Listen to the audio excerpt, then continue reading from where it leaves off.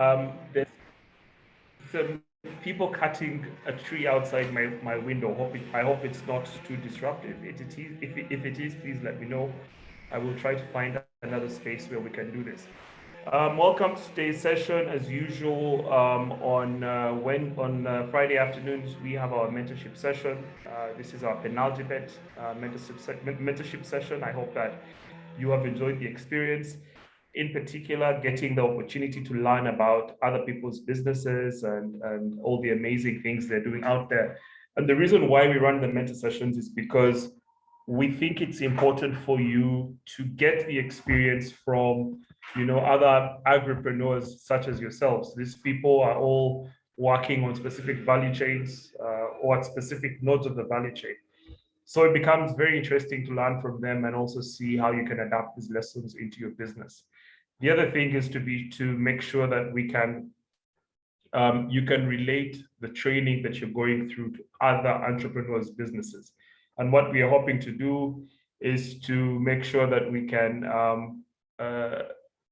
write these cases out and be able to share these cases with you, so other people can learn from them, and also you can just go back to them and learn from them.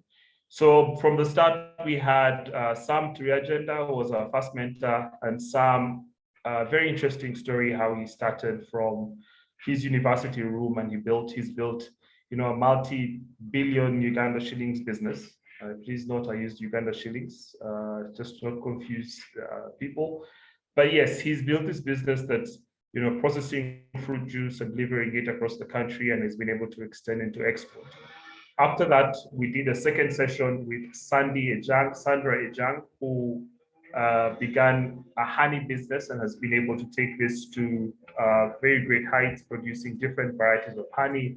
She's also extended into retail with her store called the Bountiful Duka. And what was initially a mistake has also turned into a multi-billion shillings business. Last week, we listened to Marjorie, who has gone the angle of empowering women farmers, women outgrower farmers, and then processing that into chili sauces, which are sold across the market.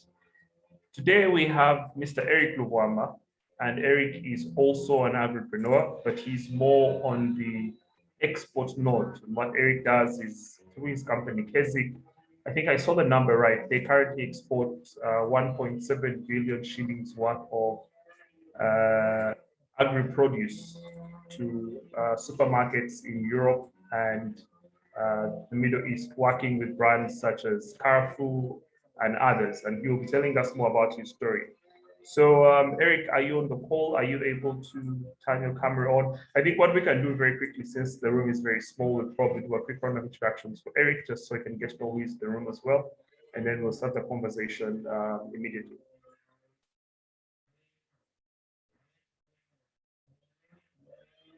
Okay, so great. So we'll just start very quickly. We can start the introductions with maybe Amongu, you can go first. It's a very small room. Normally, Eric, we expect about 15 people in this room, so hopefully you'll be joining us as we go. So maybe Amongu, you can do a quick introduction, and then we'll run through just the team. Yes, David.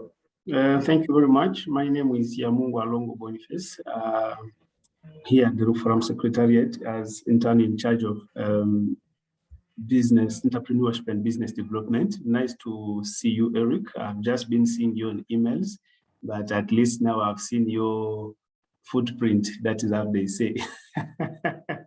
Thank you so much. Yeah, Keith, very quickly. Thank you, David. Keith Asime is my name. I'm a farmer. I do dairy and piggery, and dreaming on exporting one day my pork to Europe and wherever. Thank you. Great. Immaculate.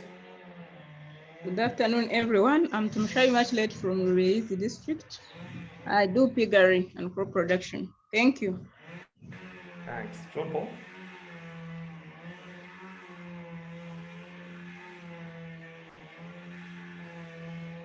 Luwaga John Paul. Okay, Hilda.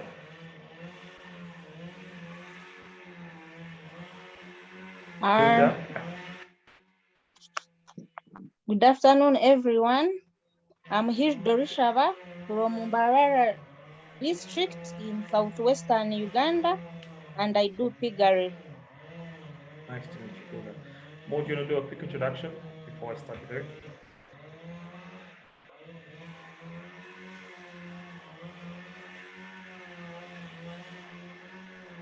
Mohammed?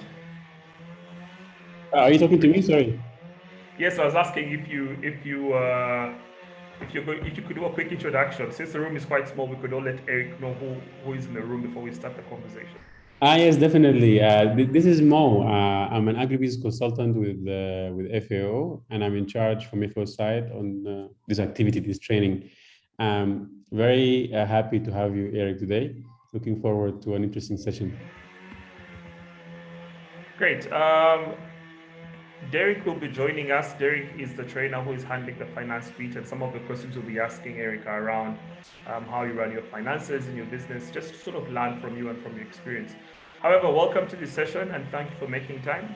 Maybe you could, actually before we start, I'll tell you what the people in the room are primarily agripreneurs who have been going through a 4-week self-paced training. And the whole idea is, can we build a training that young entrepreneurs can, teach themselves, basically be able to go on to and learn, and then doing a few exercises regularly, but also being able to engage with a few mentors. We believe that should be able to create a lot more impact and be able to help instill entrepreneurship skills across many more young entrepreneurs. This program in particular is focused on agriculture, hence we call them agripreneurs. And thank you for being here. Maybe you can do a quick introduction and tell us what you do, Mr. Luwama. Yeah. Thank you, David. Thanks, everyone. And it's an honor for me to be a part of this. I'm very, very passionate about agriculture. And yeah, I run a company called KZIC Africa Limited. It's an export company for agro products.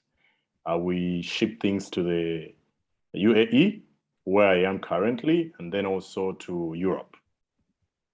Yeah, I don't know if the introduction has to go beyond those parameters, but yeah, I'll just follow with the questions. Yeah. No, that's fine. And it's nice to, like whenever you think of people exporting African produce to Europe, you kind of assume it's some old white guy who's been here for so many years. So when we see a young person like yourself going into export, that's interesting. I want to ask you my first question, what made you an entrepreneur? What made you an agripreneur? What was your motivation? Well, I started off from the, and I'll be as blunt as it is.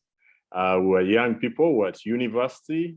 Our parents couldn't afford so much of the luxuries that, we see our fellow guys at school, at uni get. So we scratched our heads, how can we get money? And we just wanted to blow the money in bars and, drink alcohol and all that. Yeah, so during those days, it was the business of renting out movies, internet cafe. But then we discovered something as we were talking. We discovered how they used to make us sing songs about agriculture in primary school. And also we came to a realization that every country is blessed with something they can give to the rest of the world for them to get whatever they don't have. So we saw what we had very unique, and what everyone was exclaiming about when they would come to Uganda is how natural things can grow and how cheap food is. When you look at, for example, the UAE or the Arab world, they have fuel, they have gas and oil. When you look at the Chinese, they have technology and manufacturing. So we were like, okay, what do we have that we can give to the rest of the world? And for us, it boiled down to, agriculture, but we didn't know how to do it. So by then I teamed up with a friend of mine, 2 friends of mine, and then we rented out someone's garage in Makindye, which he would charge us only when we parked from there. He had a garage but didn't have a car, so that became our first pack house, a very tiny space in Makindye. But the objective was really to send things abroad. By then, there was a company that was starting out. Just like you say, it was run by a white person. The first company that was taking things, abroad. And that company is called Icemark Mashamba. So he came, he saw how cheap food was here, partnered with a Ugandan, and they started taking things. And, they were a monopoly for quite a long time. But we knew about that when we decided to start. So for us, the idea wasn't to start a company. It was to, get some quick bucks, which later evolved into a company. So one of my partners was in Dubai. Then for us, that were running, things on ground in Uganda. So yeah, later they traveled and got other passions, but I stayed running. I registered the company called Kasich. So we're no longer doing it casually. Yes. I don't know if I've did you? answered the question. No, perfectly. I mean, what's interesting here is your motivation really was to be able to make some money and come out of, the poverty position you were in. That was your main driver for you to start the business. And what's interesting was that you had a resource, right? You had the fact that your partner was in Dubai, so he was able to go out and sell. And I think that's very interesting. Because of that resource, you're able to actually put it together. What other resources did you have that, brought this? Because you said you were able to get a garage. What resources did you have at the start as a young entrepreneur to be able to get this off the ground? Yeah. I have to be honest, it was just pocket money that we added together. One of my partners had to sell his TV for our first consignment. And it was a realization of the markup, because an avocado, for example, is like about 500 shillings in Uganda. We realized by the time it makes it to Germany, it costs about 7,000 shillings. For us, that got us excited. So when it comes to the resource, it was really pushing through family, friends, selling whatever we had, and then we took our first consignment, which was to a tune of 4 million shillings. We're taking to Frankfurt and Munich. And the sales were about 12 million shillings. So I can't say we really had resources, because it was a business where you couldn't go and consult someone. They were telling us there was one company taking, and they didn't seem that approachable. Yeah, so the first consignment was just half a ton, 500 kilograms. Interesting, but how did you learn about? And I want to come back to a number of other questions around the foundation bit. But then, how did you get this first customer who bought your first consignment? How did you reach them? How did you? There seems to be a lot that we don't seem to understand about how this actually started. Because what we're hearing is 3 boys in a garage and they were able to get, so much money out. How did you get that consignment, that order? What exactly? How did that work? So what actually happened is when we realized that food was expensive, we created our first market. We had the Kenyan friend who happened to be in Germany. We convinced him that, look, things are expensive that side. If we send you things, you'll be able to make this much. And we can send you these things at this much. Can you get who to sell to? What he did, he walked up one Saturday when it was his off day to a supermarket, told them, I can get you white garden eggs and avocado in Tula, in Jeru, and avocado. And the supermarket said, well, good, if you can bring them in, well and good. And that was our first market. We actually did create it. It's very interesting. No, that's actually a very good thing, because you see what's coming out clearly is that you had additional resources. You had a network of friends all over the world who you were able to to bring in, because one of the things that we discuss in this class is around motivations and available resources before you start a business. Another thing we talk about quite a bit in this program is around problems that we identify when we start to build our businesses. Yeah. Was your business based on problems you identified? And if not, as it has grown, have you found yourself, moving the business around to solve particular problems? I think the solution that I don't know if a solution, solves a problem, but I will just address the solution we gave in the market of food in Europe was to give them high quality products at lower prices, because Europe was getting most of its produce from the South Americas, and it would take long on the ship. They use mostly sea, yet here we're using air freight, which is quicker, faster, things reach more fresh. And then our products, you can't compare them to any other, origin in terms of how still organic they are, because the Americas have overplowed and used up their farmland, used a lot of pesticides and things like that. So the taste of avocado or banana coming from Africa is very, very different. It still has that natural taste. So we basically, our unique selling point was how fresh, and we normally sell the idea of 24 hours from the farm to the stall in the supermarket, wherever we deliver. So they didn't have that in the market, and then also the uniqueness of the product and the price. So it was centered around price, about the freshness of it, because it's something they treasure. And in the premium markets, of course, food isn't just food. It's as close to medicine as possible. It's regarded with a lot of regard, high regard, compared to Africa, where we take it for granted. Yeah, so I think that is what we solved. And then the challenge that we met was the cost of the freight. But even with that, I still couldn't, we could still compete with the rest of the suppliers. I see Mohammed is asking, was quality, sorry, I just saw it pop. Yeah. Well, quality regulations are an issue, and I want to come back to that point. But before we go into the quality regulation, I want to ask you about, you mentioned something around freight challenges and all this. How did you get past these challenges? You see, you're speaking about something that seems so unachievable. Small boys in Uganda starting to export, produce into Europe and growing a big company. Because I know your volumes. How did you solve these freight challenges? How did you manage that? The freight costs? Yeah, so basically with the airlines, because most of them also were new to exporting fresh produce from Uganda.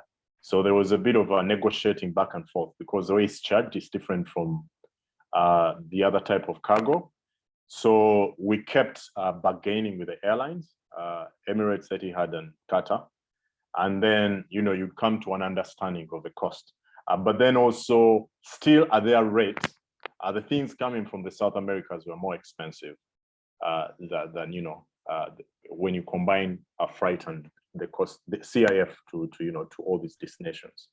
So it's basically understanding that it's a whole chain that is supposed to benefit from the export.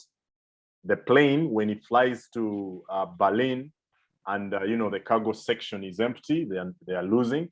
So they try as much as possible to make it workable for you.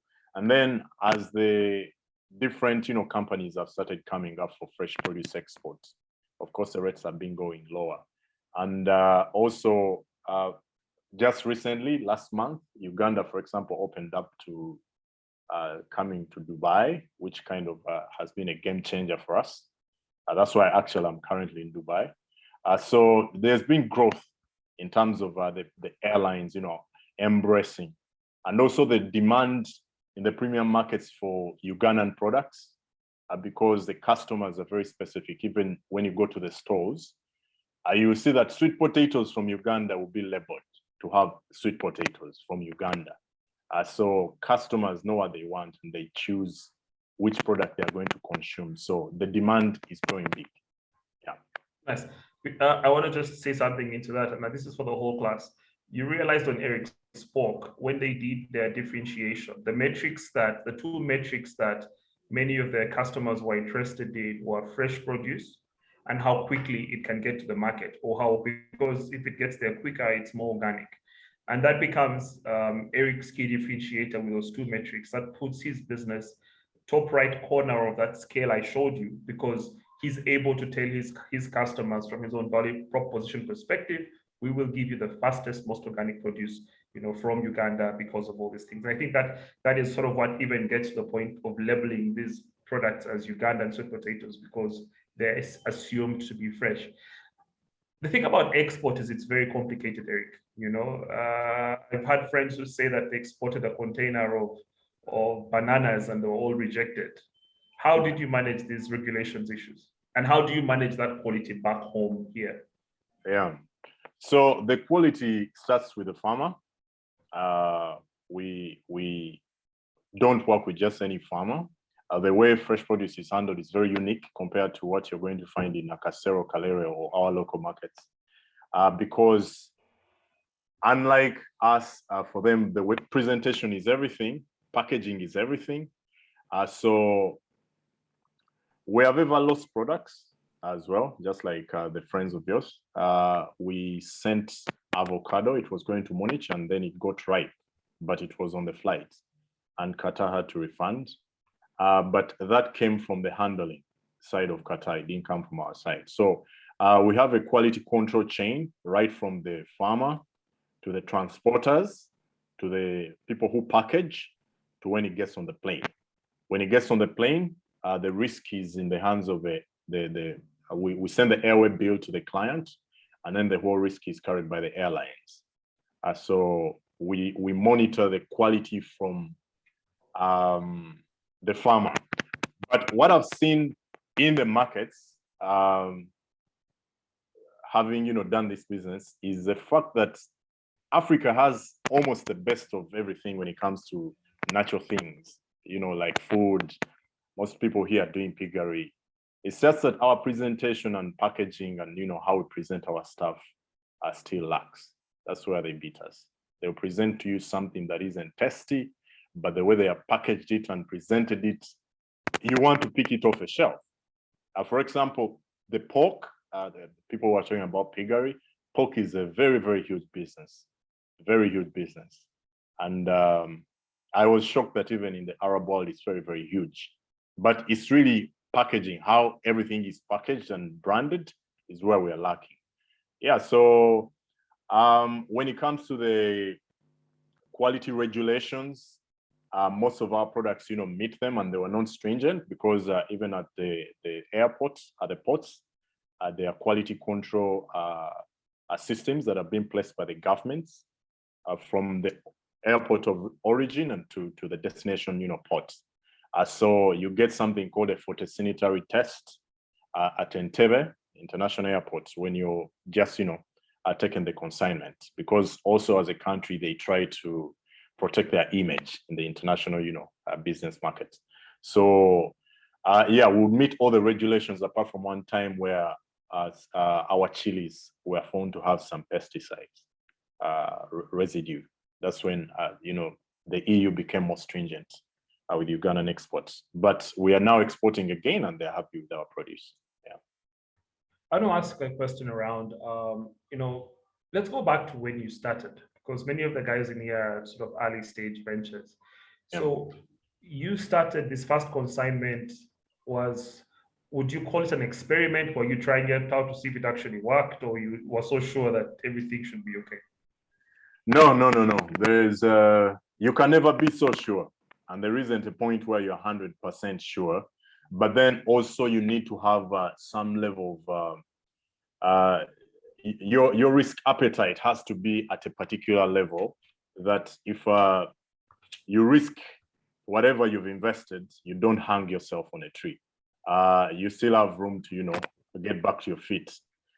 But at some point, we just had to start. We were not sure if the gentleman actually was also called David, if David was going to send us our money, because the agreement was he has to first receive the products for him to send the money. So we were not sure.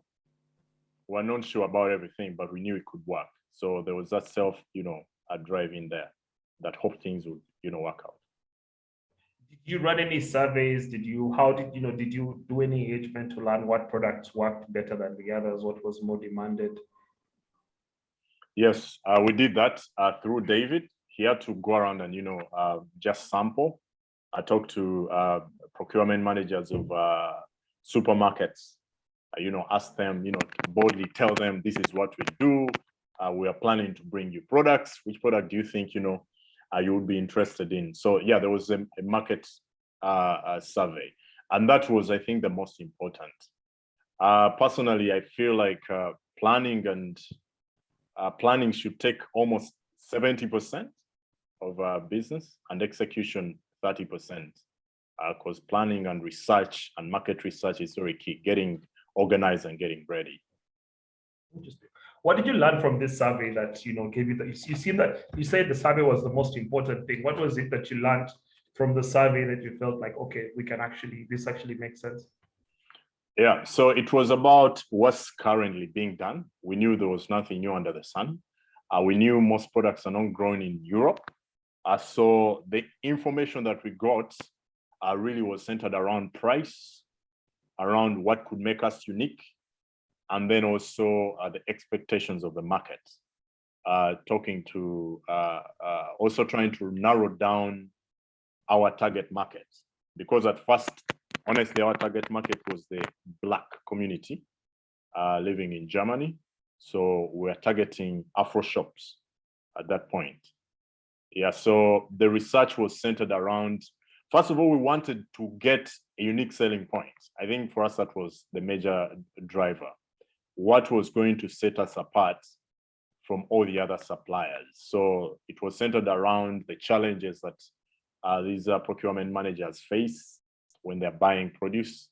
And yeah, they were centered around freshness, price, and how quick they get, to make their money back, because some of them were saying, yeah, you get to invest into purchasing a consignment that is going to take 20 days coming from South America. Yeah, so it was centered around that.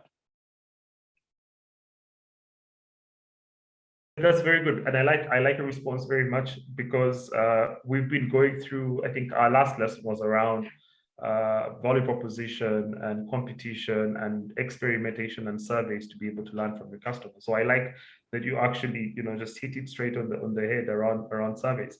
What's interesting is that, so our next session that we're doing with the team really is around the finance element of a business and how to run the number side of things. And I think why I invited you as our fourth mentor is because I believe that you've really been heavily involved in numbers, especially with the export business and costing and all this.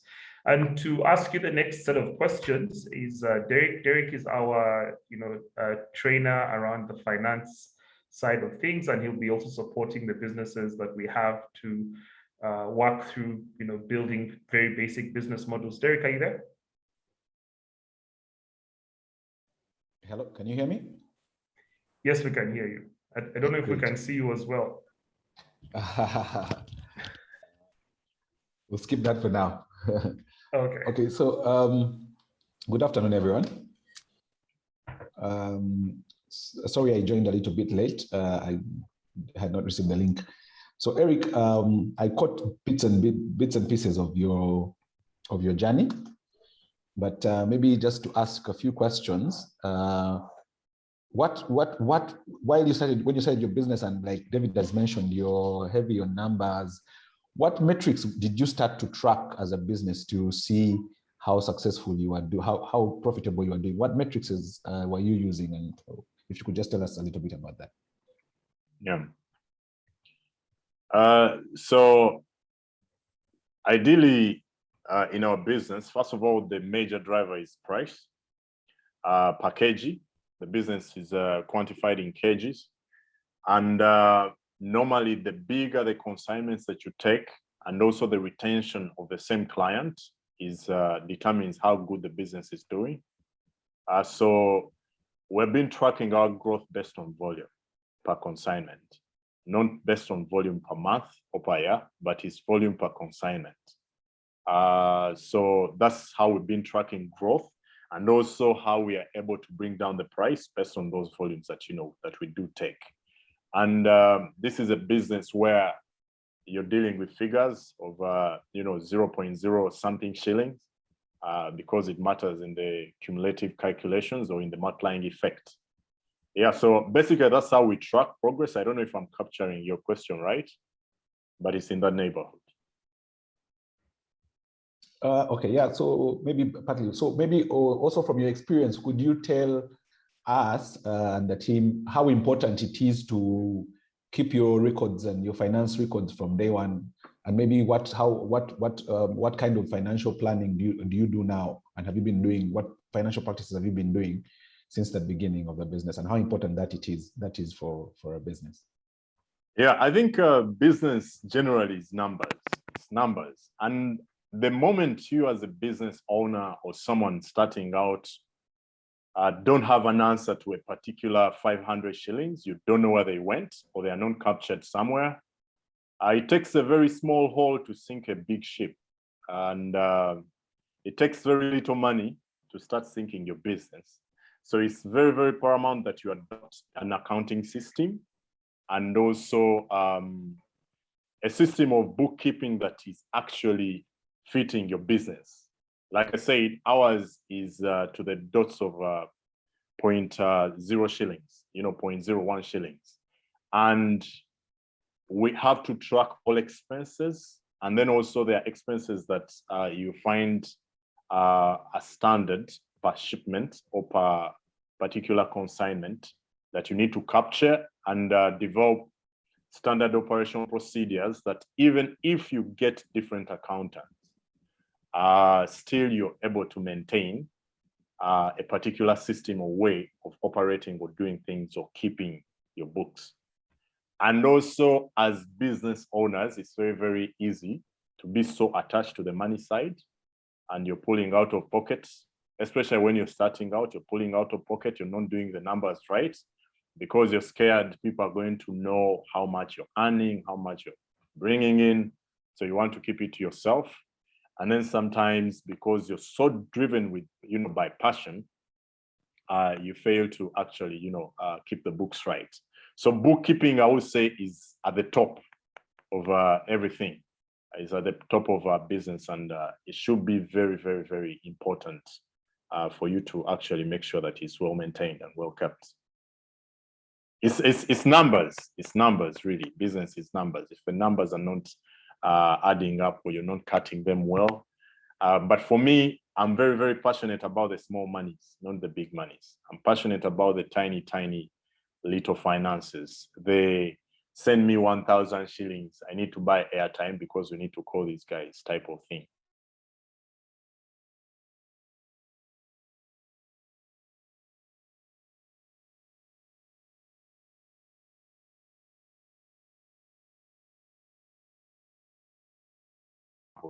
At a scale that, we could all appreciate. Yet you could just load bundles for your manager, your operation people, so that, you're saving because small pennies add up to big chunks of money. So quite important. I normally advise people if you're going to invest in any area of a business when you're starting out, it's in the accounting section and bookkeeping. I discovered you can get someone who has done a diploma. In most cases, they can actually get, they can keep the books well for you, and they won't come off expensive. You don't need a very expensive accountant. And there are also other accountants that will, the diploma level type of accountants that will just come, do your books maybe once a week, and, you pay them for just that session. But if you can't invest in that area, then you're doomed to fail. And so many times, business looks like it's booming because you're busy, but you're actually, hitting the drain. Yeah, so it's quite important. Thank you so much, Eric. I think I'll hand it back to David. Great. All right, I have a question around this. So you mentioned something interesting. You said something about watching the small monies, okay? Now, your business is very interesting because there's a lot of cost centers. You have the packaging area, you have the flight, you have the transportation. There's so many logistics that you need within your entire ecosystem to get one avocado from a farm in Kampala to a warehouse in Germany. Do you know the exact cost for one avocado from here to there before you add your profit on top? Do you run unit economics on every product unit?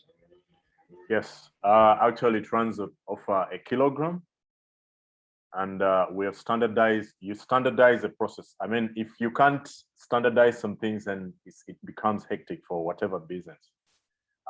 You standardize the process. The suppliers, they have expectations of your quality and your price. So yes, we cost every kilogram and we add on top of that. But as business has grown bigger, the unit turns into a ton because you discover you're exporting maybe 40 tons, 20 tons, but then still it boils down to a kilogram, and the kilo has to make sense before a ton makes sense because the rest is just a multiplier effect. So yes, we cost down to the kilo. So a kilo, for example, for avocado, you're going to measure it in terms of product, how much it's contributing to salaries, how much it's contributing to the packaging, to the transportation, and to the freight.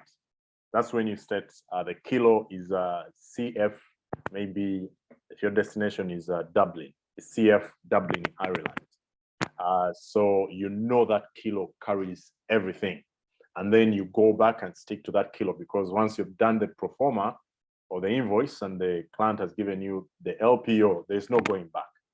There's no going back. You have to maintain that and make sure you're below that, because anything above it, you're entering your profit. Because also you want to give the least price to your client. Mo is asking, what financial skills do agripreneurs need to know, and which skills can they outsource? Because this finance thing is just too complex sometimes for many. Yeah, I think two things. You need to be able to just track without just going to even the school of accounting. You need to know the basics, know your costs very well, like document everything, including little things like transport, airtime, because some people don't document that. And then understand your selling price or understand the market where you're going to sell. So as long as you can know, you can track all costs and not just be taken up by just running the business, but you can sit and track every little expense, every penny, preferably before you spend it, not after you spend it. Sometimes, yes, you might want to spend, and then you go back and study the business, how the business is running. Then it will inform you whether it's profitable or not. But at the end of the day, be careful with copy and paste. You might see David's export business running in a particular way. They have these carts that are used to carry the boxes. You also want to get that. You don't know whether the carts are running on fuel or not, and you're probably not yet there, but you want to adopt that. So you need to first of all have a case study, something that inspires you, a company that inspires you. At KZIC, we have one in Egypt and one in South America that inspires us where we're headed. But then you need to understand very well their costing model, how they operate, and then you get inspired towards that. But when it comes to the accounting, all you need to do is to not complicate it. Because when people think of accounts, they think of this Excel sheet with so many little dots. Most of us started from little scratching papers. You tear that one, you do it again with a calculator. But make sure you list down all the costs, because really business is costs and sales. Good points. Cost and sales, and in the middle there's hopefully a lot of profit. I have another question, which is around, I think Mo also asked, are there any skills you think that they should outsource? I think you spoke about hiring someone to do, do your books. Are there any other skills that you think? Because sometimes I'll tell you, you're being asked for audited accounts and all these things, Are these things really important? Is paying your taxes important? Like, what straight question, because I know very many young entrepreneurs in this market do not pay taxes and not, running audited accounts. What's the value of doing that? Yeah, I think I learned later on that paying taxes was very important. at the point where we started losing out on business because first off, of course, the government will look for you. If you're not even registered with them, they'll look for you.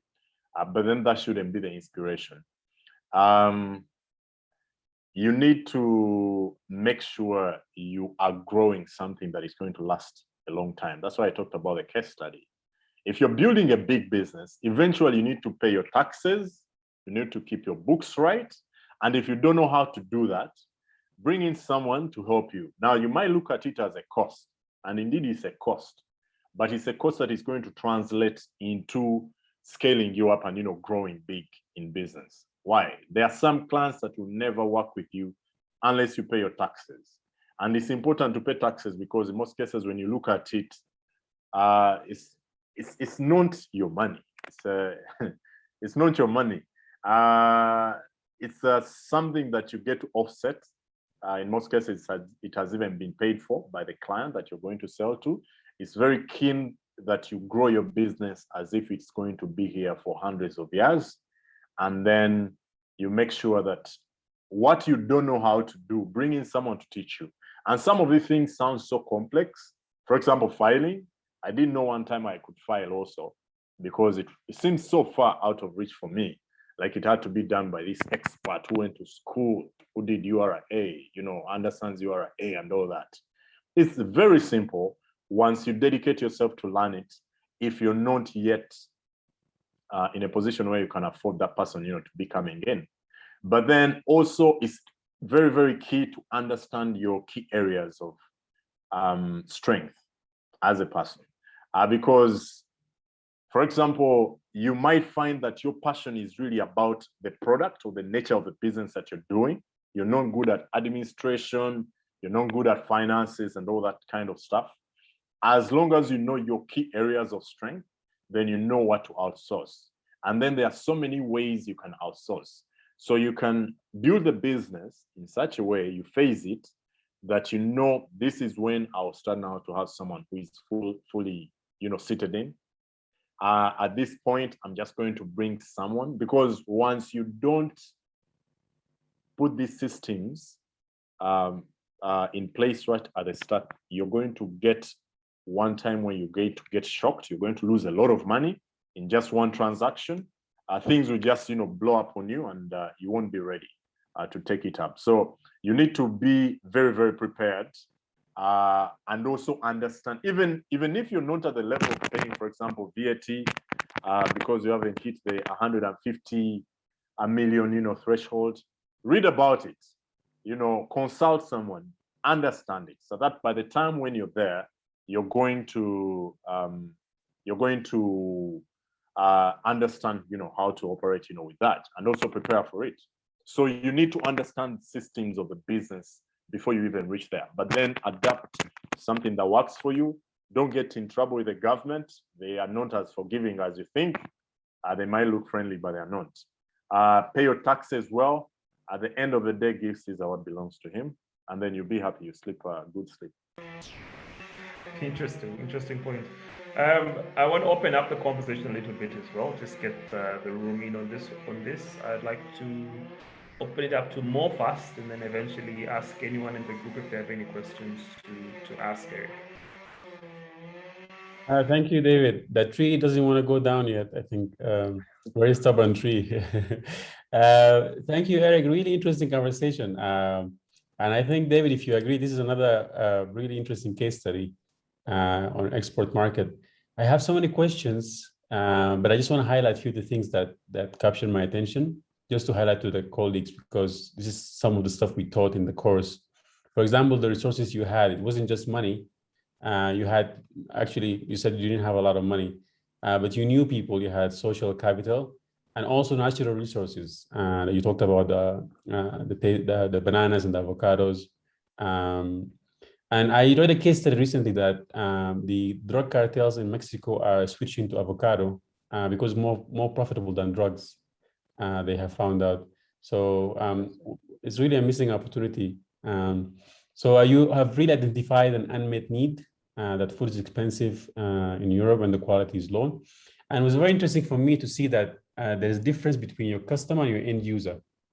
You talked about the procurement managers. who face some of the challenges when buying produce in terms of freshness and price and time. But that's your customer, but that's not your end user. Your end user is the person who's going to buy. So this is another point to highlight, that you should target both. You should make sure that you satisfy both needs. My questions, one last point I want to highlight is the value chain linkages you have created. For three things, you understand the whole value chain, who benefits from this value created from export. Also the quality control, start from the farmer, like you said, and then also help you understanding your pricing.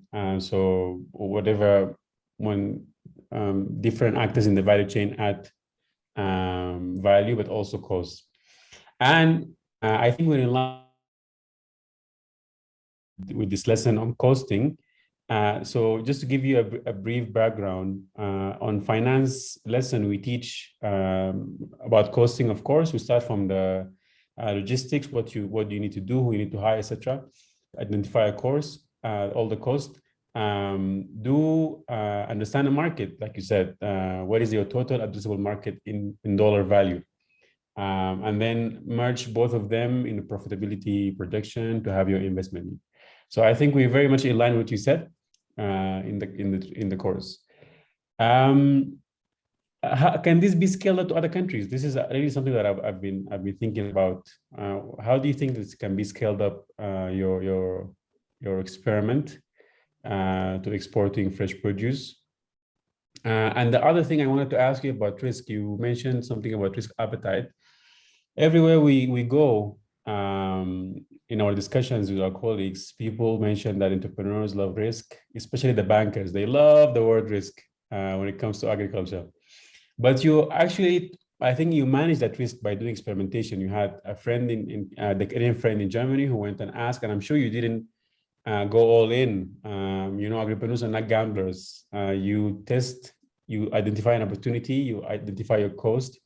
So are we pushing for changing this narrative about risk to uncertainty, that there's an uncertainty in the market and you try to manage it a little bit, bit by bit, according to the value chain?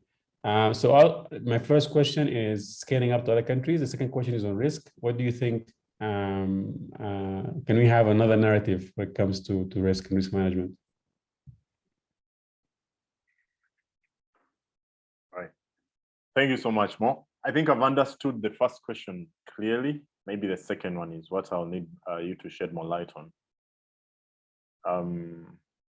Should I first go, or you want to do that first? Yeah, please go ahead.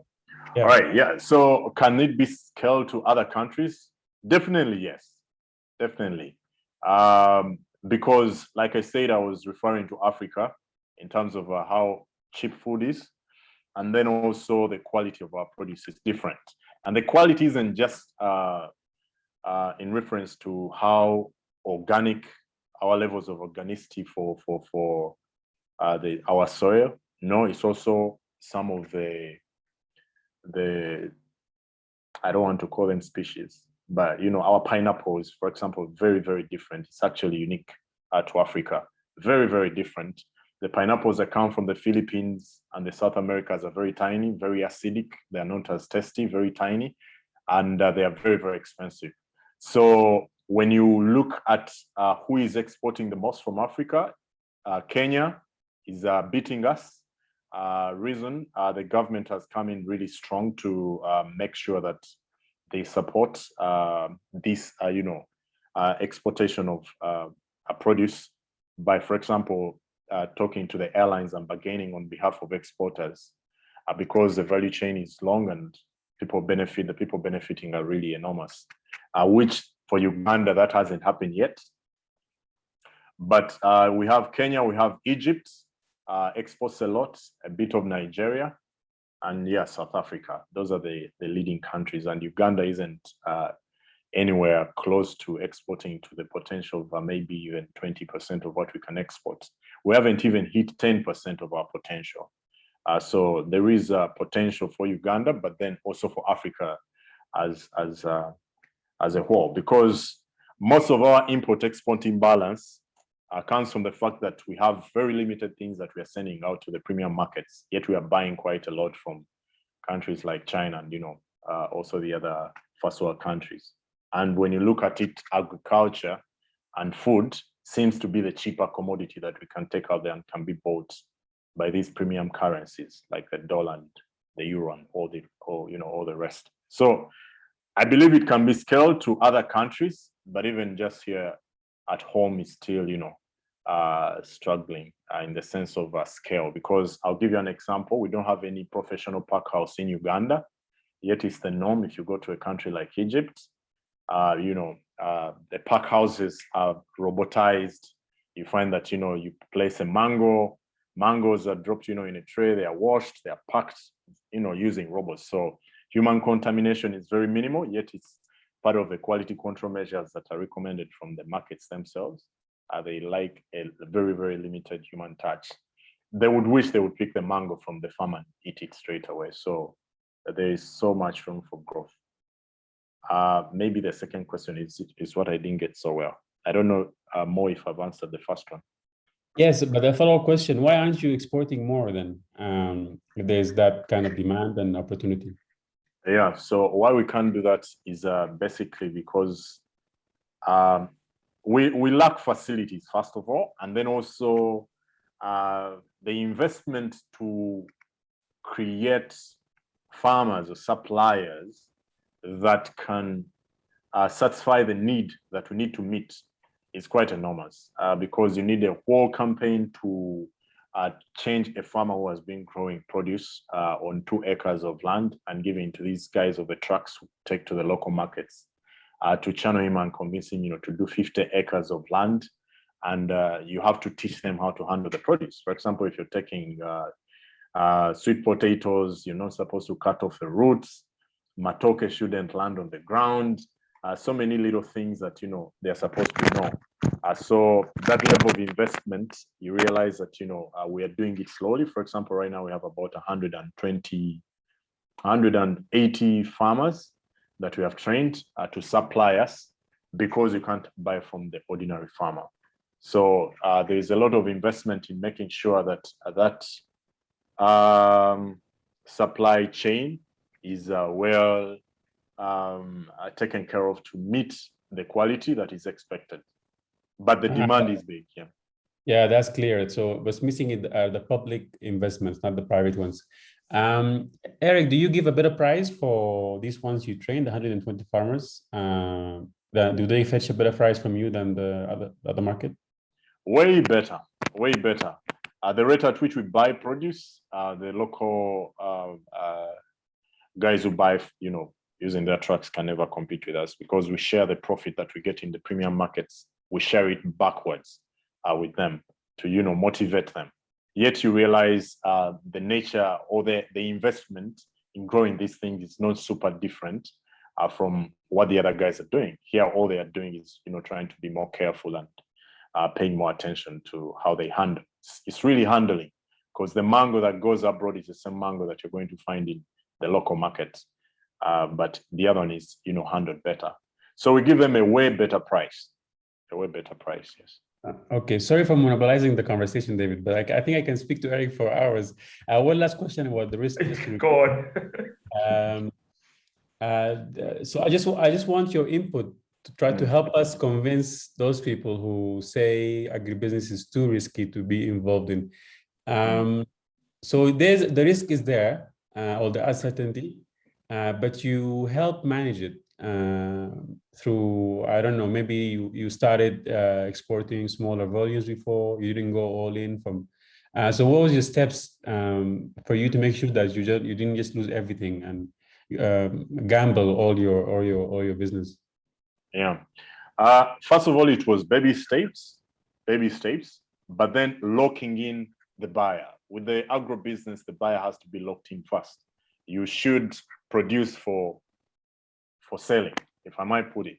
You need to know, even if you're growing, your pigs, you already need to be out there kind of locking in some bit of price and also a bit of market. You're getting it ready, so by the time they are done, growing, you know where you're taking them. So for us, it's the risk is really accommodated by the fact that we don't even ask the farmer to harvest unless we know who is buying. So it's just normally calls away. The procurement managers make the calls. They say, okay, from the Eastern region, this is what we're going to take. We're going to need this number of tons for this particular product. And then they call the individual farmers because we have a season chart and we know this person's farm is at this level of maturity. So we kind of align the market to the farm. So the risk normally that is being referred to is when you grow things when you grow things and you don't know where you're going to sell them. And then you harvest things, they are there, you're trying to go into the market, they give you a price you're not comfortable with. Yeah, I think that's where normally the risk is. But it's a business just like others. It just has its own, a way of doing it. But it's a very, very good business, and anything to do with agro, the prices just keep rising. The amount that we used to spend on a plate of food in Kampala keeps going up and up and up and up and up. And that's the same with the rest of the world. And he said, and I'm speaking to the agripreneurs in here, he said that in 20 years, the people who would be the wealthiest in the world or the biggest businesses will be those dealing in the basic human needs, of which agro is part of it. People are going to keep eating and eating and eating. And chances are we might not, the avocado will still be an avocado 100 years from now. We might not see new food coming, on the planet. So be rest assured you're on a, it's not fashion that's going to, go fashion.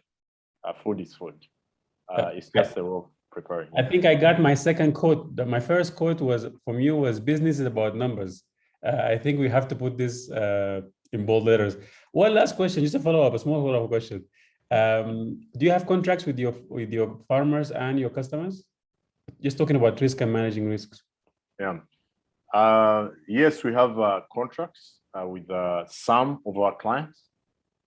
Some we work on a PO basis. But for the farmers, yes, we have exclusivity with them. Once we invest in them, of course, they're supposed to sell to us. And then we have those where we discuss and negotiate the price before they even go to plant.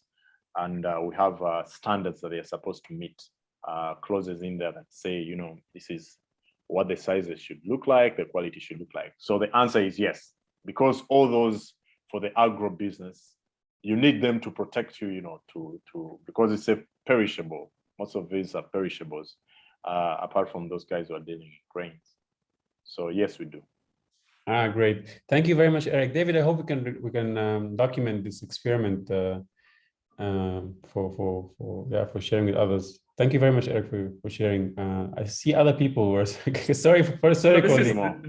This is very interesting, Eric. Normally what happens is that the classes will be asking very many questions to the mentors. So it seems like you're really exciting. And I know we are past 1 hour we had agreed on, so a few more minutes and I'm sure we'll let you go. So Keith is asking, apart from avocado, what else are you exporting at the moment?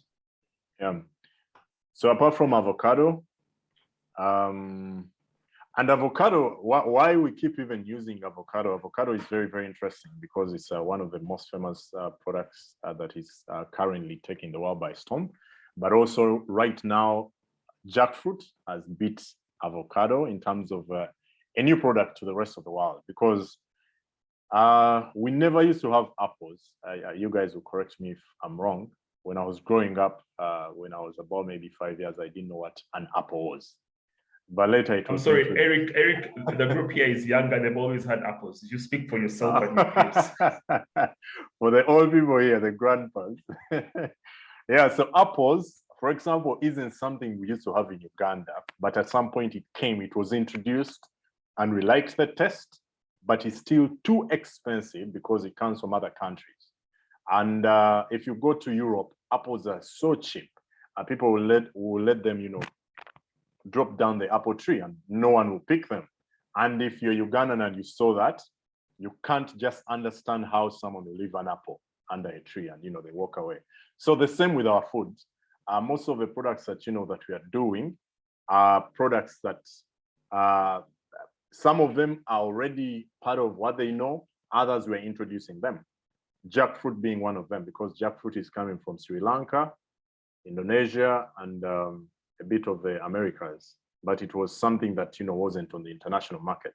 And the taste is something that is being appreciated by the entire world. So we're introducing some of the products. Yeah, so the products that we export, you have avocado, you have things like papaya, which is pawpaw. Some of the names are different in the industry. Then you have green maize, you have matoke. Matoke is still for Africans only. Then you have pineapple, we do jackfruit, we do what you call nakati leaves or greens. Then we have sugar cane, we do sweet potatoes, we do yams, what is called cocoa yams. We do cassava, we do peanuts, or what we call groundnuts. We do white garden eggs, we do cabbage. We don't do carrots, we stopped because we couldn't compete with the price from South America. And then cucumber we used to do, but we no longer. We do eggplants, we have stopped doing onions. We are being bit when it comes to onions. We are no longer doing oranges as well because South Africa and Egypt are really, really good at that. We do Irish, we do passion fruit, we do green peas, we do chilies, habanero chilies, bad eye view chilies. We do beans, we do groundnuts that are in their shells, and then those that are already peeled. We do peanut butter and then a bit of honey. Sweet apple bananas, or the tiny bananas that are known to the bogoya. And then we no longer do garlic because China has taken over that market. So those are some of the products that we do. Just one more question. I think it was from Frida. I think you already answered this because Frida is asking, I'm inspired by your business. Throw some hope to letting us know how you have reached that bigger market. I think you already answered this, but if you want to say it in 1 minute for Frida, you could. How did you reach this big market? Yeah. So yeah, first of all, of course, I think that must be the biggest thing I've ever seen. Is it possible to mute? Thank you. Sorry, now you're mute, we can't hear you. But yeah, first of all these clients are online. Right now, it's different from when I decided to mute you. Sorry. All these clients are online, and that's how business is operating now. Now you don't need to have a friend anywhere. I'll tell you what, and I had most of the people in here doing piggery. I don't know, maybe it's those that had come in first. That business is so huge. I remember I was in Cairo, and I'm just showing you how big it is, the meat industry.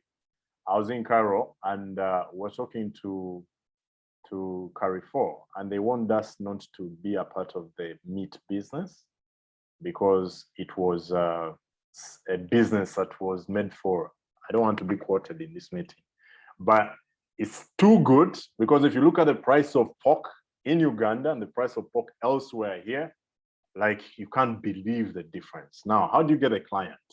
They are all online, but they all ask for the same things. You need to be well branded, well documented. The thing that David asked about, paying taxes and everything, you need to have all your information straight because unlike in Uganda, where sometimes business is done like it's off the streets, at this side, those things come before the product. The product is the last thing you discuss. But as long as you have your documents and they can be followed up on, you can easily get clients online. I mean, a little website won't hurt. You'll be shocked at how much a website might cost vis-a-vis how much you can earn from it. A website won't hurt. And a professional email, when you get off the @Gmail, unfortunately, our friends the Nigerians have made things easy for us. There's a reputation. from Africa in these premium markets. So it's really centered around how, if you can organize your business and brand yourself well, then you are able to talk to any client in the premium market. It's very easy. You don't have to fly. If you have the ability to fly, even well and good, but you might not need to. It's all on the internet. Great, thank you very much, Eric. Sorry about the tree. I promise if we do another call in a few weeks, the tree will be gone. It's a really big tree. So thank you very much for making time. And I don't know if you have another 5 minutes or you really have to go now, because I could ask if anyone else has one last question in the room. No, I can take 5 minutes. So does anyone else have one last question for Eric before we let him go? Or any comment that you'd like to put across? I'm sure, Keith, you have something you want to ask.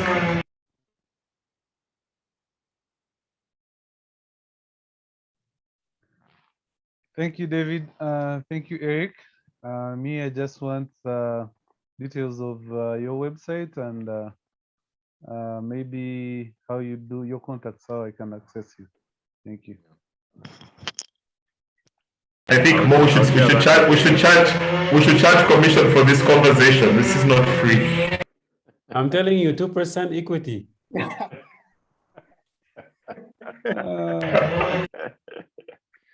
right then. Thank you very much, Eric. I know you're super busy. I will share in case you're in the contact. Let me know. I'll share Eric's contact. Can I share your contacts with the group? That's fine. Great. I should also note, guys, Eric is not just an agripreneur. Eric, and this actually, you could tell us in 1 minute. I found out Eric is actually an architect, and he's in construction. And then they began this agribusiness, and then he has maybe, I don't know, 15 or 20 other businesses.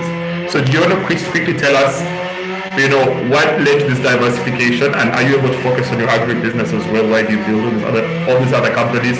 And maybe quickly, what are these other companies before you leave us? Not 20 businesses like David is putting.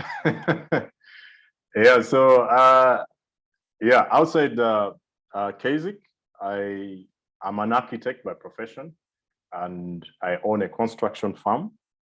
I don't run it. I'm not always there. And then also I own a production house. We do TV shows. Maybe some people are familiar with Yolesa Chtone. It's one of our shows. We supply Tanzania, Kenya, and Rwanda with TV shows. And yeah, at the moment, I think we've done the biggest number of TV shows in the East African market. And yeah, I think that's about it. The others, I don't need to mention. But I think how you achieve that is systems. And it's something that I really would like to emphasize on. In Africa, guys, we don't have systems, and yet yesterday I met this guy. He wants to get papaya purpose from us, and he's the 7th in their business. Like the great grandfather used to bring things to the Arab Emirates, and now the business has been passed on over and over again. We don't have that in Africa. And that's because we never put down systems where business can run without you, the agripreneur.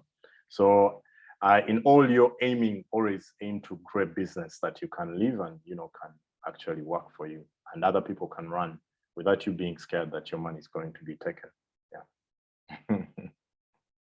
Thank you so much, Eric. Thanks for making time. I know how busy you are. Really appreciate it. I did share some questions with you. If I know it might take some time, but if you could help, just you could write out your story. The whole idea is that we want to share your story with your Kasich story, not your just your Kasich story with other entrepreneurs, so they can learn from you through this training, which will be put online so people can actually read. So when you have some time, I can actually help you write out some of it. So we'll probably discuss that, but should be quite simple. So thank you very much, and enjoy Dubai and enjoy Expo.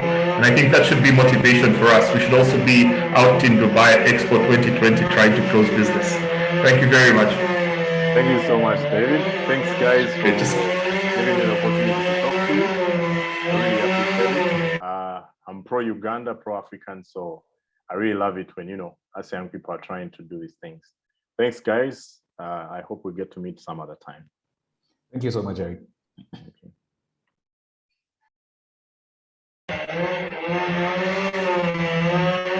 Great.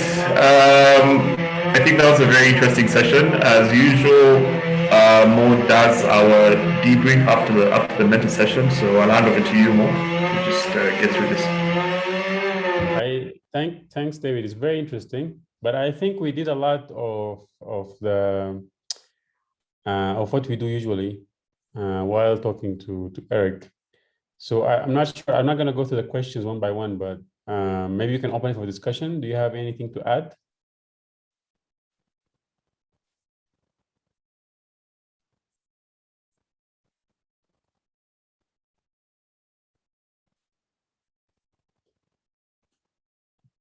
Did you like anything from what Eric shared? Any highlights for you?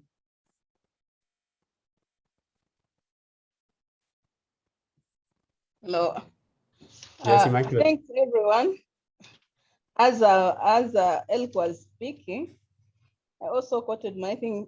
It was like business is all about numbers, and food is food always, won't change. So it put in some good hopes that anytime, any day, I'll be a billionaire.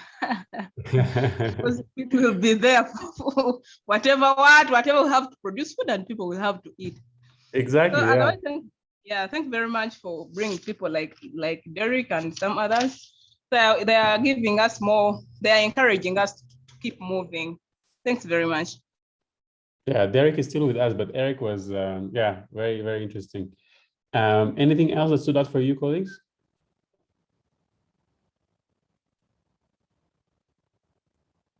So we already have our first billionaire from the group. Maybe we should start calling on names. Eric, Keith. Thanks, Derek and Mo. To me, Eric is living my dream. Really, this is something I've been thinking about, and I'm happy that he's been here. And yeah, for sure, I enjoyed the presentation. Yeah, he didn't. You have a farm now, Keith. He doesn't have a farm. He had money, allowance money to start. You know, my dream will be bigger. Thank you.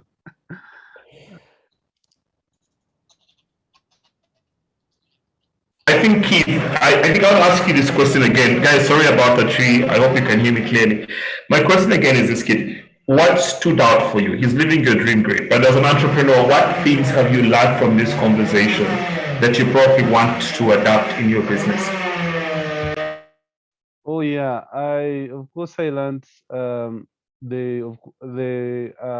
how he understood his value proposition, the turnaround time and the low prices, and being organic, and also from his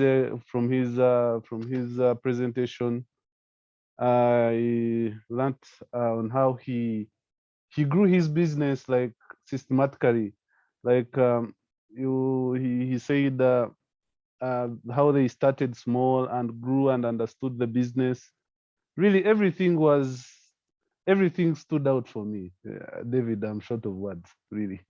Yeah, I took my notes and more or less his presentation was more related to what we've been going through, what we've been learning in class. Yeah, so everything was a spark. Thank you. Yes, Barbara, I see your hand up.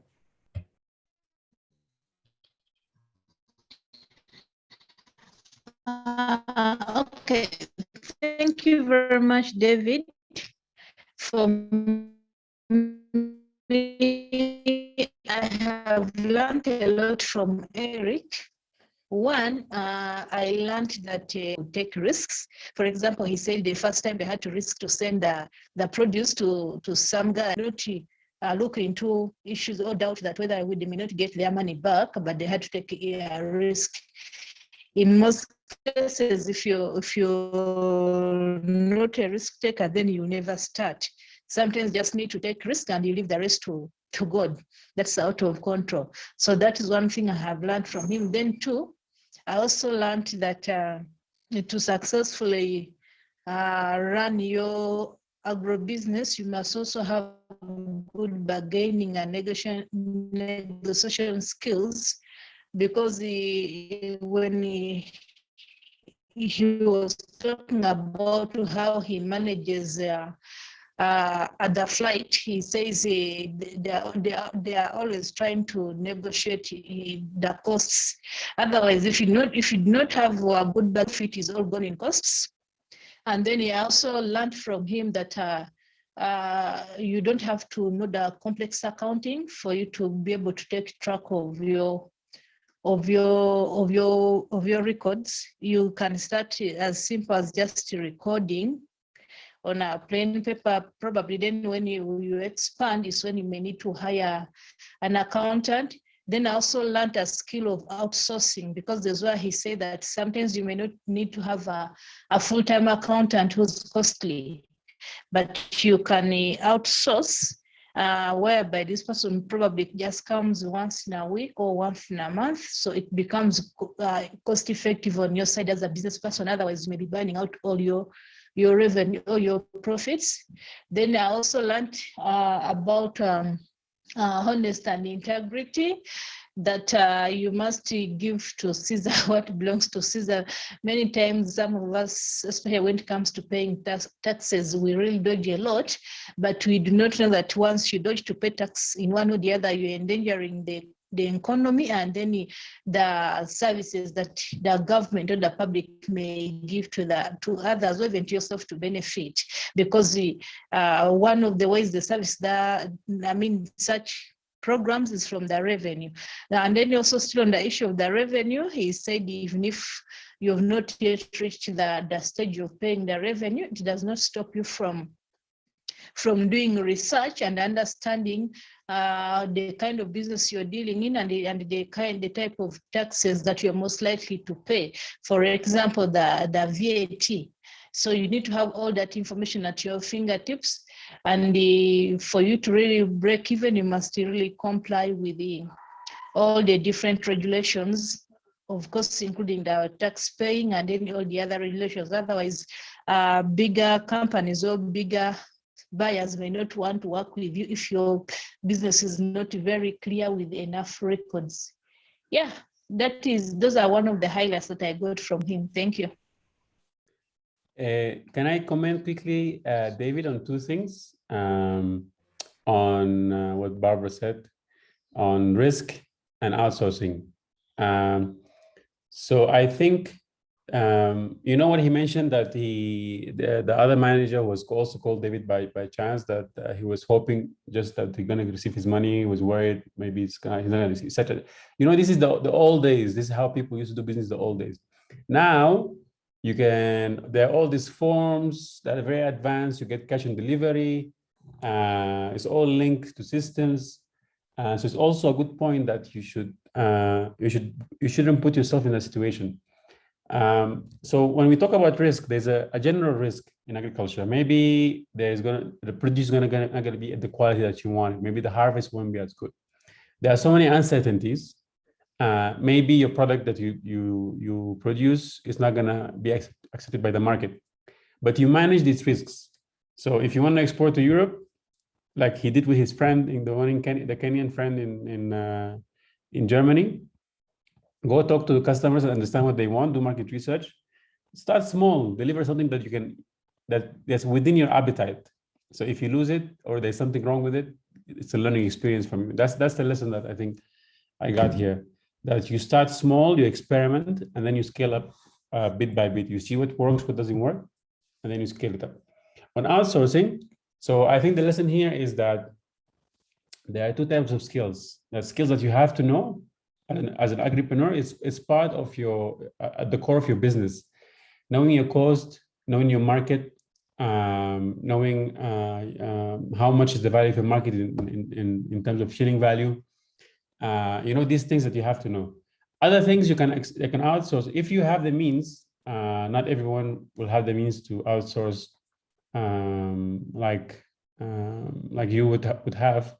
But it's also good to know what, have a good idea about what this person is going to do, so you don't get someone who will eat your lunch. I don't know, Derek, maybe you can also address this if.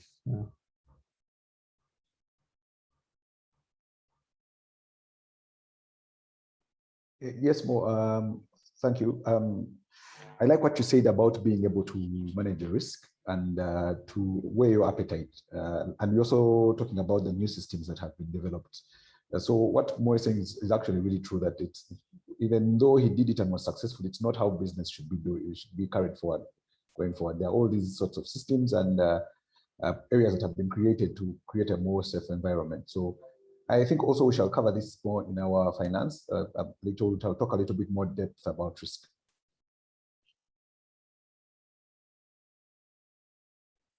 Before we go to Hilda, Barbara, does that make sense?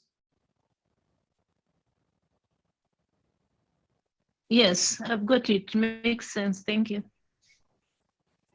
Hilda, please go ahead. I've gotten a problem with my network. I don't know if you are still asking about the lessons that we've learned today. Yes, please. Thank you very much, moderators of today. Very informative. I've quite learned a lot. From his talk, I've learned that social capital is important. It's not all about the land resources that we have or the money, because if he had not connected with this Kenyan guy who lives in Germany, probably would not have explored the market in business, or we can delegate. Because from Eric's talk, we've seen that it was going to be costly for him to take a flight from Uganda to Germany to do the market research on his own. But he trusted his friend and delegated him, and he did the needful. Another lesson I've learned is that we should start small, because from the look of things, Eric began from a cottage industry, because we learned that he started his business from a garage. And there are some people who believe to begin very big. You begin very big and you end up making losses. Then another thing, we need to make sacrifices. You need to leave your comfort zone so that you can attain what you want. Because we realized that they, as a group, they did not have enough capital. And one of his friends reached an extent of selling a TV set so that they could raise the money and they do the consignment.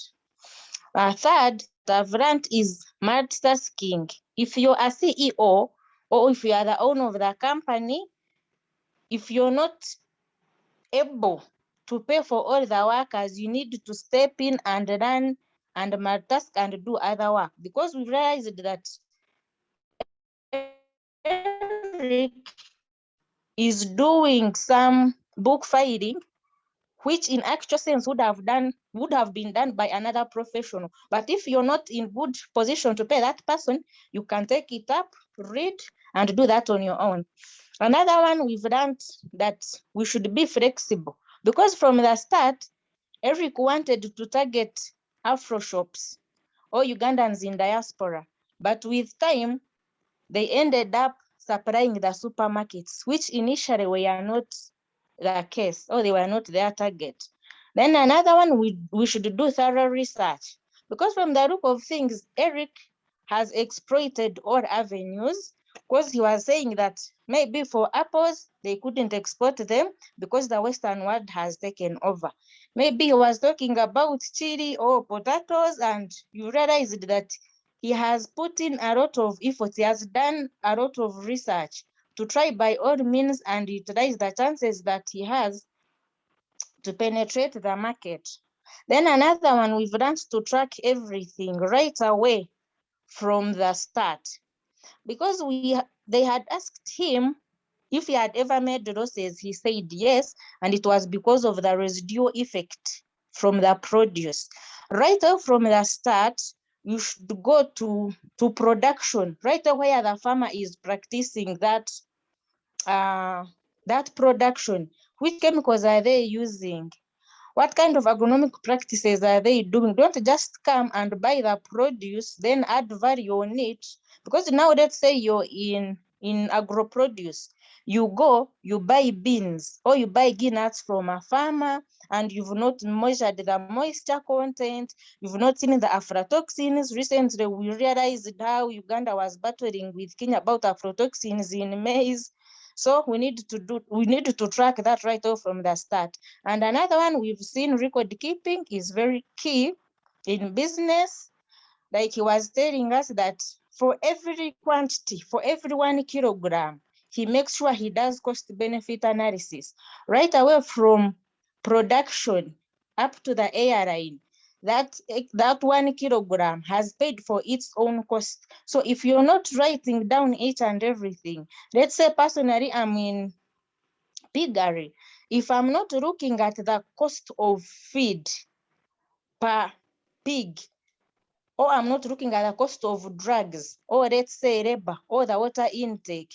If I'm going to sell that pig, let's say at 6 months, and I'm not doing any record keeping, it means that I can sell my pig at a loss when I've not known it because I'm taking up thorough records. So far, that's what I've learned from his presentation. Wow, Hilda, I think you should do the summary from now on for these sessions. I have been doing this not as good as yours. But yeah, interesting points. And you know, when he mentioned chili, I wanted to say, hey, we have a friend, Marjorie, who does chili. Maybe we should link you to our previous mentor who was here. And I think Rona and John Paul also put some really good points in the chat. About available resources, how he knows his market, his numbers, and John Paul about personal initiative, how he learns skills that are needed, and he plans ahead in his business, considering what's happening, what are the trends in Egypt, South Africa. So all these are really, really good points. I'm glad this was a really interesting session. Anybody else want to add something?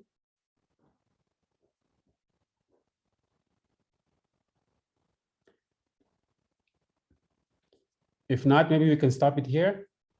Thank you very much. I'm trying to help David. I'm sure the tree is still hasn't fallen. You do realize it's quiet now. No, it's a huge tree, so they're just cutting it into bits and pieces.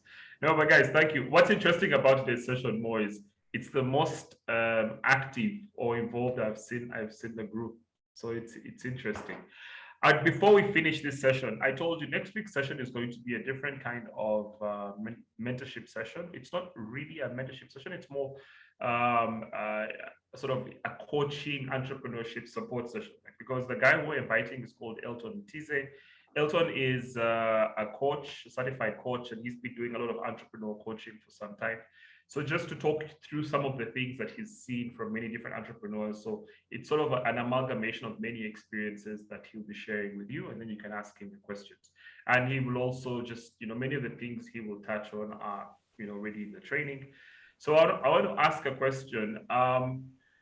Which mentor, or do you feel that all these mentors were able to give you a lot of value? Do you think we should maintain this type of mentors?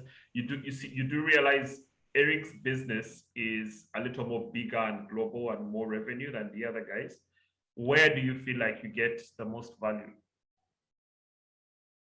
I don't know if my question is clear. I'm just going to ask Keith.